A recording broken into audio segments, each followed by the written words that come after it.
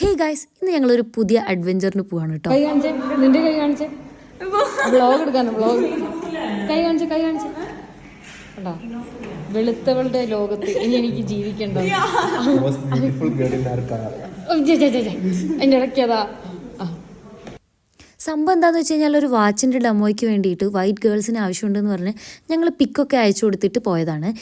പക്ഷേ അവിടെ എത്തിയപ്പോഴേക്കും ഞങ്ങളുടെ കൈയും മുഖവും ഒക്കെ കമ്പയർ ചെയ്ത് ചൈനക്കാരുമായിട്ടാണ്. അപ്പോൾ ഒരുമാതിരി ബ്ലാക്ക് ആൻഡ് വൈറ്റ് ഫോട്ടോ എടുത്ത മാതിരിയായിരുന്നു. പക്ക ഡിസ്ക്രിമിനേഷൻ ആയിരുന്നു. പക്ഷേ ഞങ്ങളുടെ പുതിയ അഡ്വഞ്ചർ ചീറ്റിപ്പോയി എന്ന് വേണമെങ്കിൽ പറയാം. ആൻഡ് അവിടെ നിന്ന് എന്തായാലും അവിടെ വരെ എത്തിയല്ലേ, നമുക്ക് എന്തെങ്കിലും ഒരു സ്ഥലം കണ്ടിട്ട് പോകാമെന്ന് വിചാരിച്ചിട്ട് ഞങ്ങൾ ആദ്യം ഒരു ടെമ്പിളിൽ പോയി ടെമ്പിളൊക്കെ ചുറ്റിലും നടന്ന് കണ്ട് അതിന് ശേഷം ഒളിമ്പിക് സ്റ്റേഡിയത്തിലോട്ട് പോയി. ഈ ഒളിമ്പിക് സ്റ്റേഡിയം നോർത്ത് ഈസ്റ്റ് ചൈനയിലെ ഏറ്റവും വലിയ ഒളിമ്പിക് സ്റ്റേഡിയമാണ്. അതിൻ്റെ ഉള്ളിലേക്ക് ഫ്രീ എൻട്രി ആയിരുന്നു. പക്ഷേ സ്റ്റേഡിയം ഒന്നും ഓപ്പൺ ആയിരുന്നില്ല. പക്ഷെ അടിപൊളി സംഭവമാണ് കേട്ടോ. അതിന് ശേഷം ഞങ്ങളൊരു മാലാത്തോങ്ങൊക്കെ കഴിച്ചിട്ടാണ് വീട്ടിൽ